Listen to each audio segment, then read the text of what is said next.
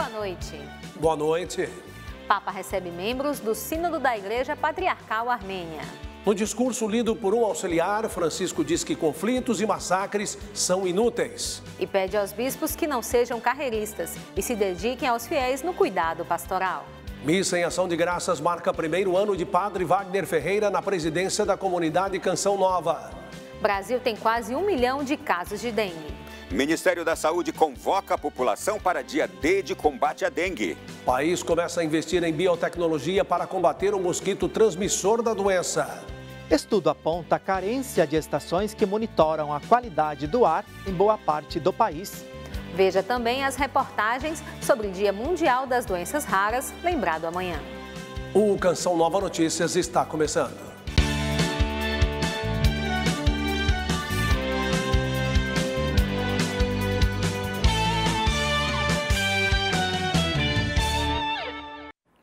O Papa recebeu hoje em audiência os membros do Sínodo da Igreja Patriarcal Armênia que estão em Roma em peregrinação aos túmulos de São Pedro e São Paulo.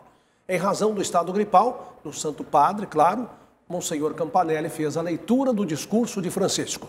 O Papa fez um apelo pela paz e suplicou que parem as guerras e massacres que vêm ocorrendo desde a Primeira Guerra Mundial. A Armênia e a Azerbaijão vivem um conflito pelo controle da região de Nagorno-Karabakh, que já provocou milhares de refugiados. Francisco dirigiu um pensamento particular para as muitas famílias deslocadas que buscam refúgio e garantiu suas orações pela Armênia. Já o discurso se concentrou na figura dos bispos. O Papa destacou que uma das responsabilidades do Sínodo é dar à Igreja os bispos de amanhã e pediu que eles sejam escolhidos com cuidado, dedicados ao rebanho, fiéis à pastoral e nunca carreiristas. O Santo Padre usou uma expressão forte: adultério pastoral, para expressar o risco que um bispo corre de ver sua eparquia como um lugar de passagem para outra mais prestigiosa, ou perder tempo negociando novos destinos ou promoções. Em um mundo repleto de solidão e distância, Francisco destacou que o povo precisa sentir a proximidade de seus bispos. Hoje pela manhã, no Vaticano, o Papa Francisco, que se recupera de um resfriado, deu continuidade às catequeses sobre vícios e virtudes. Na audiência geral realizada na Sala Paulo VI, o Santo Padre falou da inveja e vanglória e, uma vez mais, fez o seu incansável pedido de orações pelas populações que sofrem com guerras. Mesmo com a voz fragilizada pelo resfriado, o Papa Francisco pediu orações pelos povos que sofrem com as guerras. Ucrânia, Palestina, Israel e muitos outros. Rezemos pelas vítimas dos recentes ataques a locais de culto em Burkina Faso, bem como a população do Haiti, onde há crimes e sequestros causados por grupos armados. Durante a audiência geral na Sala Paulo VI, o Papa falou da sua saúde. Ainda estou um pouco resfriado, por isso eu pedi a Monsenhor Campanelli para ler a catequese de hoje. O texto escrito por Francisco é uma reflexão de 2 pecados capitais, inveja e vanglória. O material dá sequência ao ciclo de catequeses sobre vícios e virtudes. A inveja é classificada por um dos vícios mais antigos, encontrada no primeiro livro da Bíblia, no sentimento de Caim por Abel. De acordo com as palavras redigidas pelo Papa, a raiz da inveja está numa falsa ideia de Deus. Alla radice di questo vizio c'è una falsa idea di Dio. Gostaríamos de impor ao Criador a nossa lógica egoísta, mas a lógica de Deus é o amor. Com a amizade fraterna, sede afetuosos uns com os outros. Eis aqui o remédio para este vício, escreveu o Papa. Dom Campanelli também leu a reflexão sobre a vanglória, o que o Papa identificou como um vício que anda de mãos dadas com a inveja. De acordo com o Santo Padre, esses 2 vícios são típicos de quem aspira a ser o centro do mundo. A pessoa vangloriosa não tem empatia e suas relações são sempre instrumentais. caracterizadas pela opressão dos outros. O texto do pontífice também aponta formas de vencer este vício, como o testemunho de São Paulo. O apóstolo sempre teve de lidar com uma falha que nunca foi capaz de superar. 3 vezes pediu ao Senhor que o libertasse daquele tormento, mas Jesus o ensinou que na fraqueza o homem se fortalece. A partir daquele dia, Paulo foi liberto. Mi vanterò quindi ben volentieri delle mie debolezze. É, portanto, de bom grado que prefiro gloriar-me nas minhas fraquezas, para que habite em mim a força de Cristo. Após a audiência geral, o Papa Francisco foi ao Hospital Gemelli da Ilha Tiberina, em Roma, onde passou por alguns exames. Após o procedimento, o Santo Padre voltou ao Vaticano. E como é bom ouvir as reflexões do Papa Francisco nas audiências gerais. Sobre a catequese ainda, aqui no Brasil, um prêmio busca reconhecer e homenagear pessoas empenhadas na evangelização. Da capital paulista, Sidney Fernandes explica pra gente. Boa noite, Sidney. Boa noite a você e boa noite a toda a audiência ligada no Canção Nova Notícias. O Prêmio Frei Bernardo Canci foi criado para ressaltar o importante trabalho dos catequistas em favor da evangelização. A premiação ocorreu no início deste mês e, ao todo, 11 pessoas foram homenageadas. Nossa equipe conversou com 2 sacerdotes premiados. Acompanhe. Bernardo Canci foi um catequista da Ordem dos Frades Menores Capuchinhos. Escreveu vários documentos que auxiliaram por muitos anos os catequistas de todo o Brasil. E falava sempre de um modo muito encantador e, ao mesmo tempo, simples para o entendimento de todos, né?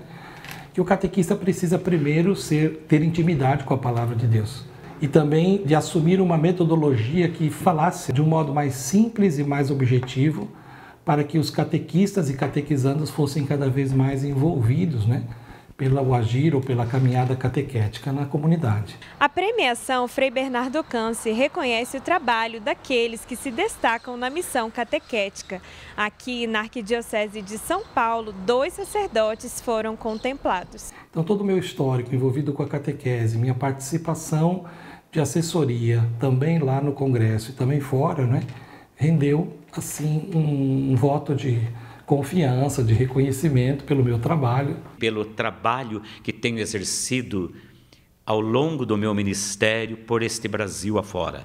Eu vou de norte a sul, leste, oeste, centro-oeste, para dar formação para catequistas. Padre Humberto ressalta a importância de uma catequese orante.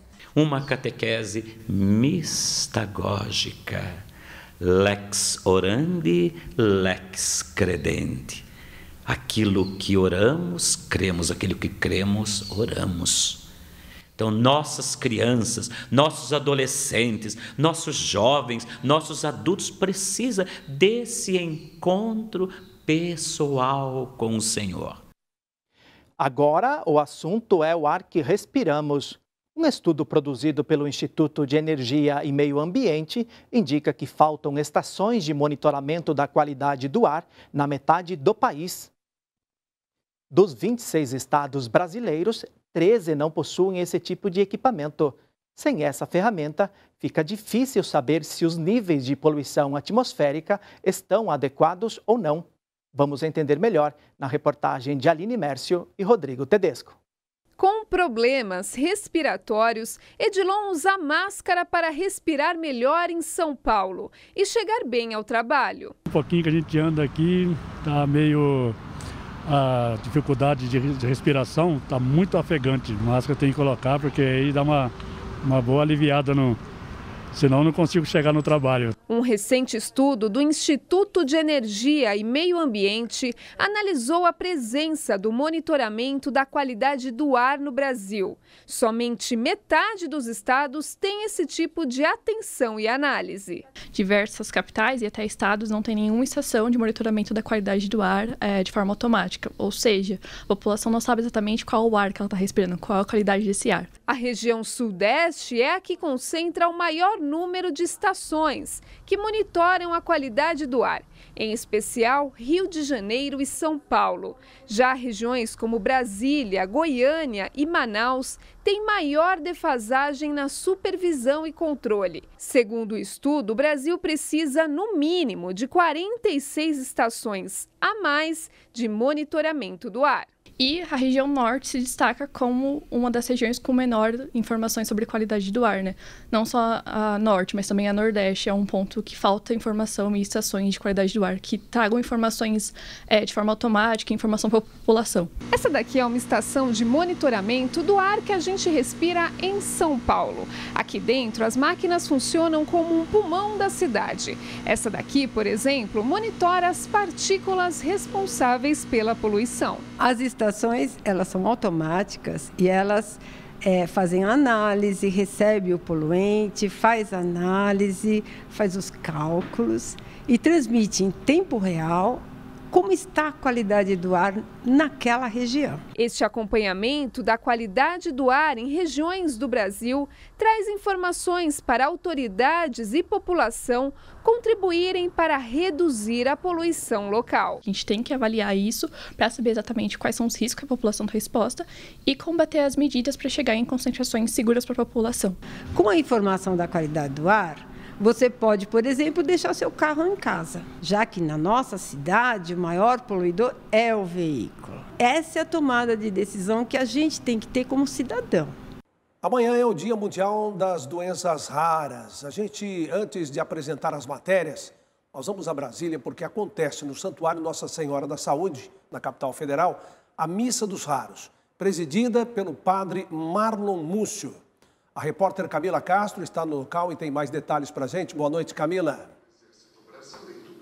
Estamos aqui na capital nacional. Oi, Reinaldo, boa noite a todos. A celebração começou agora há pouco, às 6h30. A missa aqui no Santuário Nossa Senhora da Saúde, esse ano especialmente, está sendo presidida pelo padre Marlon Múcio, ele que tem uma doença rara, a deficiência do transportador de riboflavina. Muitas pessoas com doenças raras também estão aqui hoje participando da Santa Missa e, claro, agradecendo a Deus pelo dom da vida. O Dia Mundial das Doenças Raras é lembrado amanhã, 29 de fevereiro, data que só ocorre a cada 4 anos, mas como a luta por direitos não pode esperar, o dia 28 é de cobrança por avanços nas políticas públicas. Nesta quarta-feira, a Câmara dos Deputados recebeu familiares e raros para uma sessão solene. Veja como é que foi na reportagem de Francisco Coelho e Ersomar Ribeiro. A pequena Kiara Liz e a família enfrentaram uma batalha para conseguir o remédio conhecido como o mais caro do mundo. Era a principal alternativa para evitar o avanço da atrofia muscular espinhal. Considerada rara, a AME atinge cerca de 65 pessoas a cada 100 mil. A mãe da Kiara também contou com um auxílio espiritual. A medicação é muito nova, né? E não há garantia eterna, mas ao mesmo tempo a fé, né, nos fortalece, né, a viver o hoje. Porque se eu ficar pensando no futuro, no medo do que possa acontecer, eu não vou viver a graça que hoje o presente me dá. O Dia Mundial das Doenças Raras não é uma data celebrativa, mas um momento para debater os desafios no diagnóstico e no tratamento. No plenário da Câmara, parlamentares, pacientes e familiares apontaram caminhos para a ampliação das políticas públicas de atenção especial aos raros. Nós estamos unidos para que as legislações avancem e aqueles que têm doenças raras possam realmente ter uma esperança, né, de ter o tratamento, de serem atendidos. O presidente da Frente Parlamentar de Doenças Raras disse que é preciso atualizar a Política Nacional de Atenção Integral às pessoas com esse tipo de enfermidade. Ela precisa ser atualizada com urgência, porque nós tivemos muitos avanços, a realidade de novas doenças que surgiram precisamos garantir o acesso ao tratamento, aos medicamentos que são medicamentos de alto custo, e sem política pública não tem como isso acontecer.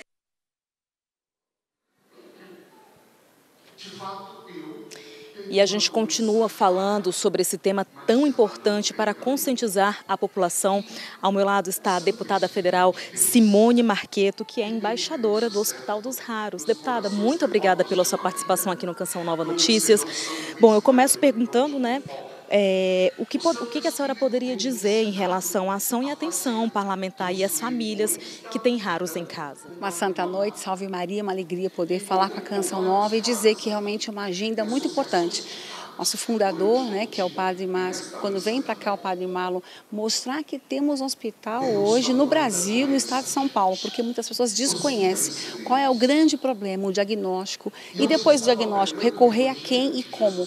Então, dentro dessas políticas públicas, nós levamos hoje ao vice-presidente da República, o Dr. Geraldo Alckmin, para que ele tenha conhecimento do hospital, para que a União, né, o Estado, faça valer esse hospital que é tão importante. Nós destinamos um recurso de 2 milhões, já está em funcionamento, faz a triagem de pacientes. Nós queremos colocar isso, que é o único hospital hoje especializado em raros do Brasil. E a União, o governo não tinha conhecimento. Então, essa pauta vem para mostrar, existe a necessidade, nós apresentamos uma lista mostrando também que é um grande problema, que são os medicamentos de alto custo. Muitos pacientes têm que brigar muito para ter um medicamento que é seu direito. Então, nós temos que fazer essa fila encurtar, tem esse atendimento, a pessoa já tem o sofrimento, já tem a dor, tem a falta de diagnóstico precoce, então a gente tem que trabalhar. Então, com recursos, políticas públicas e medicamento à disposição dos pacientes. Deputada, muito obrigada pela sua participação aqui no Canção Nova Notícias. Eu volto com vocês. Boa noite. Muito obrigado. Boa noite para você também, Camila. Ainda nessa edição, a gente traz o exemplo de quem convive com doenças raras e a iniciativa do Padre Marlon Múcio em Taubaté, no interior de São Paulo. Continuamos em Brasília porque o senador Sérgio Moro pode ter o mandato cassado por abuso de poder. O julgamento previsto para hoje foi adiado para o início de abril. Ronaldo da Silva está em Brasília e tem mais informações. Boa noite, Ronaldo.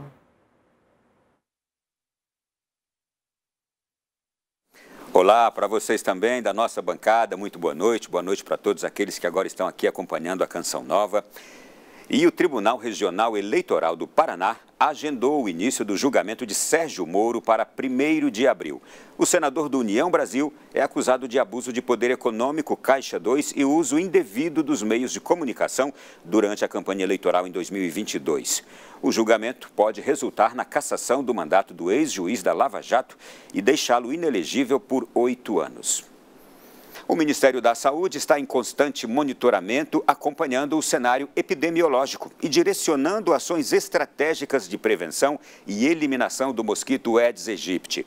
O Brasil tem apresentado em 2024 um aumento expressivo de casos de dengue. Com o objetivo de conscientizar o país, acontecerá no próximo sábado, 2 de março, o Dia D de Mobilização Nacional contra a Dengue.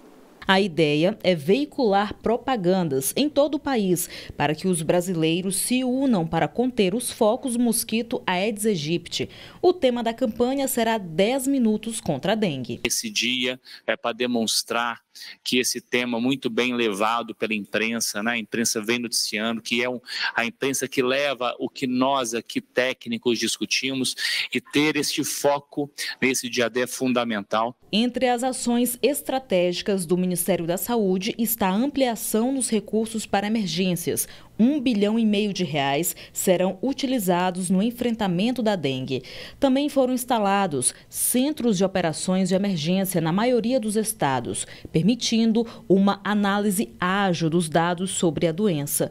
Tendas de atendimento e visitas técnicas também foram promovidas pelo governo federal. Neste mês, 521 municípios deram início à vacinação contra a dengue. Em todo o país, já são quase 1 milhão de casos nas primeiras 8 semanas de 2024. Até o momento, 195 mortes foram confirmadas neste ano. 672 seguem em investigação. O Ministério da Saúde informou que o aumento de ocorrências neste período do ano não era esperado, considerando as tendências históricas que indicam o pico das epidemias entre março e abril.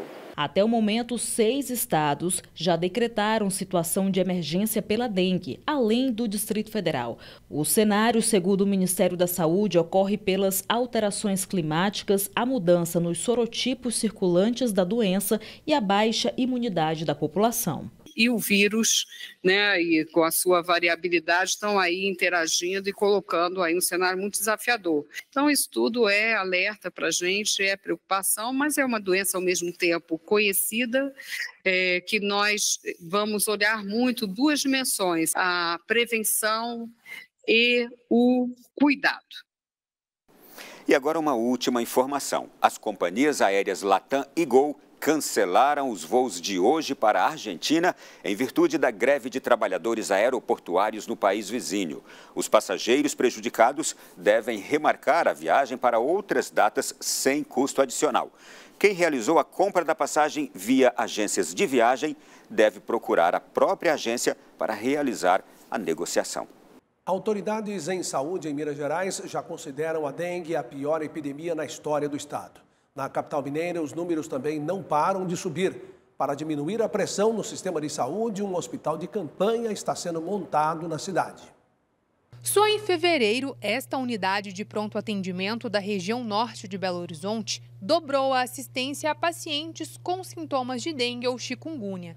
Igor estava há mais de 1 hora na fila e ainda não tinha conseguido ser atendido na recepção. Estou esperando, né, para ver qual vai ser o procedimento deles, mas até agora não tive retorno nenhum, não. Mais de 7.600 pessoas foram diagnosticadas com dengue em Belo Horizonte. Isso só nos 2 primeiros meses deste ano. Outros 30 mil casos ainda estão em investigação. Um hospital de campanha foi montado na capital mineira em parceria com o governo de Minas Gerais e a Defesa Civil do Estado. Nós vamos acompanhar a instalação dessa estrutura. É uma estrutura robusta, complexa, tem gerador, tem ar-condicionado.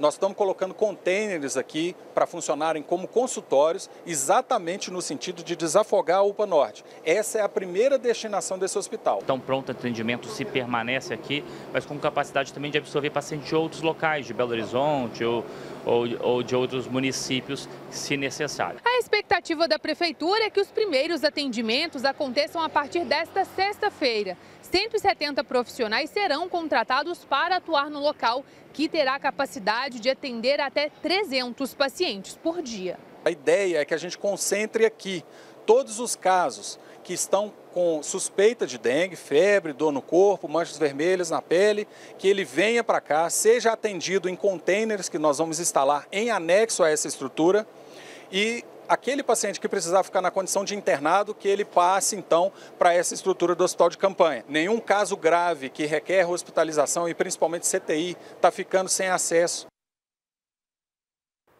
A quinta-feira vai ser de calor e chuva em praticamente todo o país.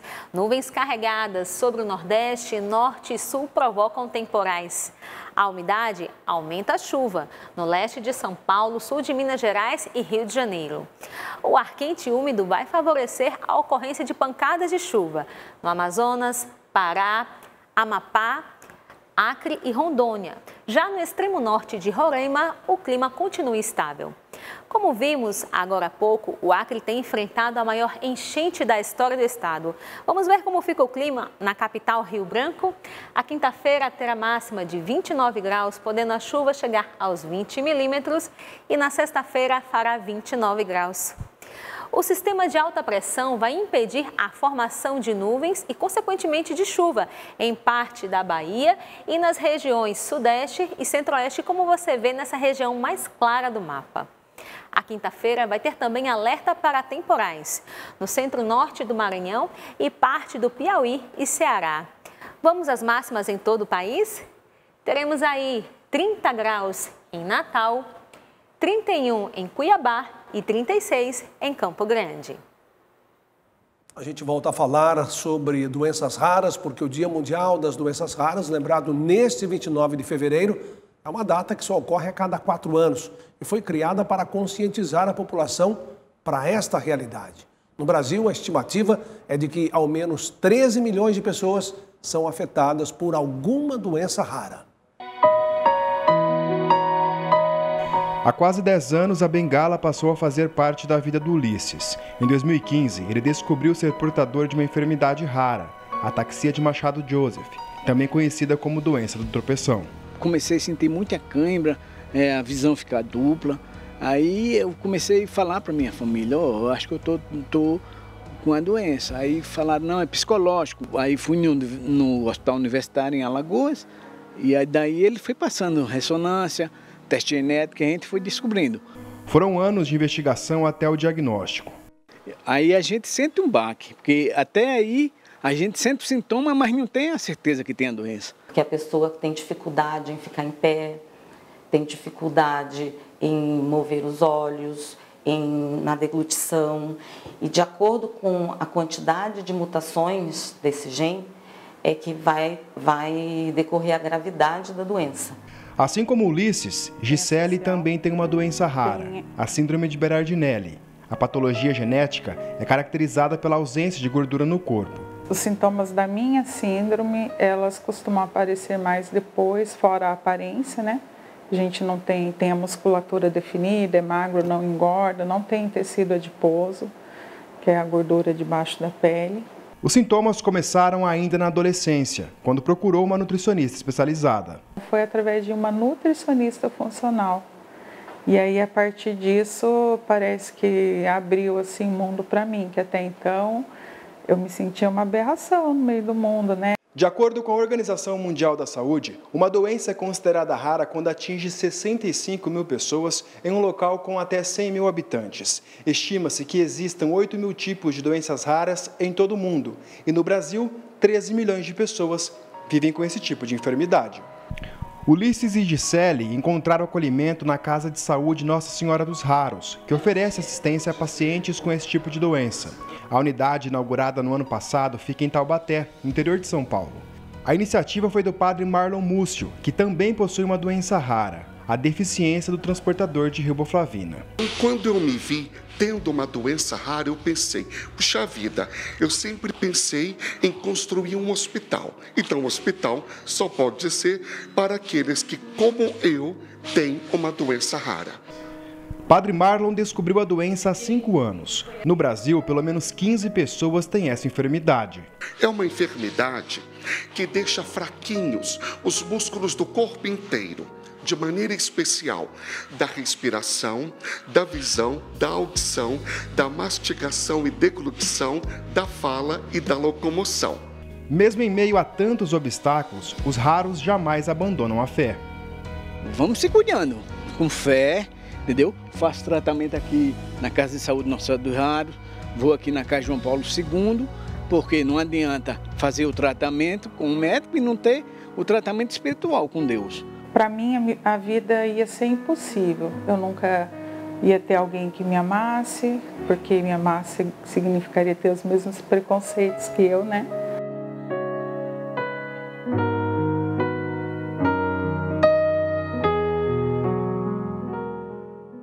Hoje teve ação especial na Canção Nova do projeto Dai-me Almas, que acontece até amanhã. A programação especial foi transmitida do Rincão do Meu Senhor, em Cachoeira Paulista, interior de São Paulo. A programação foi diferente, com música, dança e até picolés. O palco deu lugar a um estúdio bastante animado. Foi assim o projeto Dai-me Almas, nesta quarta-feira. Toda a equipe se envolve, toda a Fundação João Paulo II, a comunidade Canção Nova e os sócios da Canção Nova para a gente fechar o 100%. Vem a emoção de lembrar da história, de lembrar do Padre Jonas, de lembrar do legado que ele deixou, a responsabilidade de manter esse canal no ar e a gente veste a camisa. Então a gente vai vendo os colaboradores ajudando, os missionários também fazendo a sua parte e os sócios dando aquele show. Colaboradores do Clube da Evangelização atentos em cada ligação. O clube tem uma importância muito grande dentro do projeto Dai-me Almas, porque nele nós levamos o grande coração generoso de cada sócio evangelizador, daqueles que contribuem com muito amor para fazer a evangelização da Canção Nova acontecer. Portanto, nessa reta final da campanha do projeto Dai-me Almas, convidamos de coração a todos aqueles que amam, que investem a vida, que estão junto conosco na missão de evangelizar, a somarmos forças, porque juntos somos mais, para que nós possamos chegar aos 100%. A Claudineia é de Congonhal, em Minas Gerais, e veio conhecer de pertinho o programa.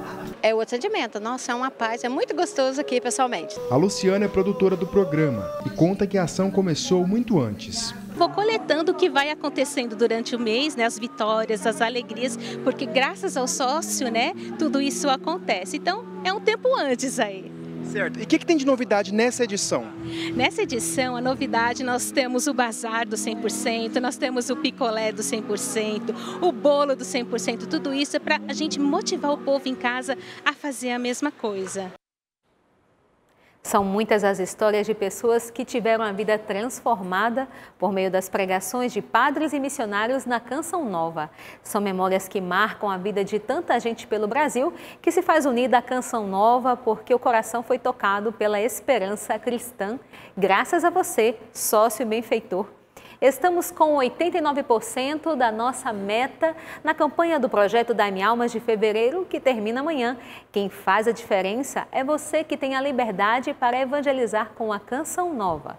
Conheça a obra Canção Nova e promova sua doação pelo site clube.cançãonova.com ou via Pix com a chave pix.doação@cançãonova.com. Obrigada por sua fidelidade. A Canção Nova celebrou nesta quarta-feira o primeiro ano da eleição do presidente da comunidade Canção Nova. A missa em ação de graças foi celebrada no Santuário Pai das Misericórdias. Ao meio-dia, o sino indicou o início da celebração. A Santa Missa celebrou o primeiro ano da eleição de Padre Wagner Ferreira como presidente da comunidade Canção Nova. Foi uma coisa muito natural, porque ele conviveu muito tempo com o Sr. Jonas, assimilou muito bem o espírito da Canção Nova e, além disso, tem uma competência teológica muito grande. Para um dos cofundadores da comunidade Canção Nova, este tempo foi regado por oração e alegria. Foi muito interessante de dar continuidade naquilo que o Padre Jonas deixou, que era justamente o Padre Wagner, porque o Padre Wagner é vice do padre. E nós louvamos a Deus por esse um ano que ele tanto comemora. A posse da nova presidência da comunidade Canção Nova inaugurou um novo tempo de missão. Período, sobretudo, de amor e dedicação à igreja. Eu vejo que a marca deste tempo é uma marca de muito amor à igreja. Tem sido um ano muito fecundo de missão. E não só eu vejo que meus irmãos todos, nós estamos assim com rodinhas nos pés, saindo por aí, Brasil, e não só Brasil, além Brasil. Padre Wagner entrou para a comunidade em 1992. Para ele, dar continuidade à missão iniciada pelo fundador é oportunidade de aprendizado.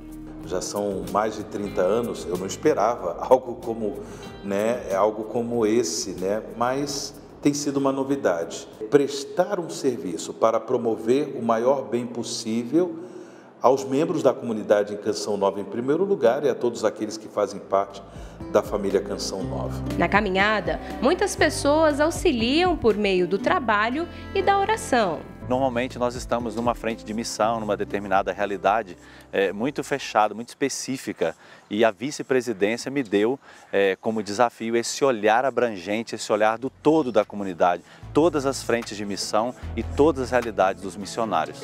Muitos momentos marcaram a missão de Padre Wagner neste período, como o encontro com o Papa Francisco em maio do ano passado.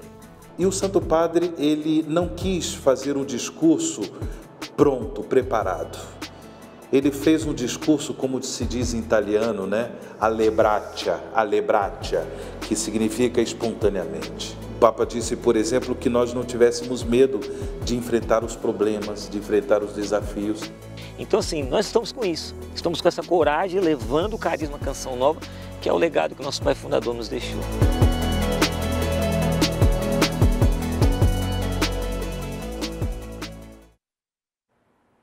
Parabéns ao Padre Wagner Ferreira. Assista daqui a pouco, às 8 horas, a transmissão da Santa Missa do Clube da Evangelização, direto do Santuário do Pai das Misericórdias. Uma ótima noite, a gente se vê amanhã. Boa noite, paz para você.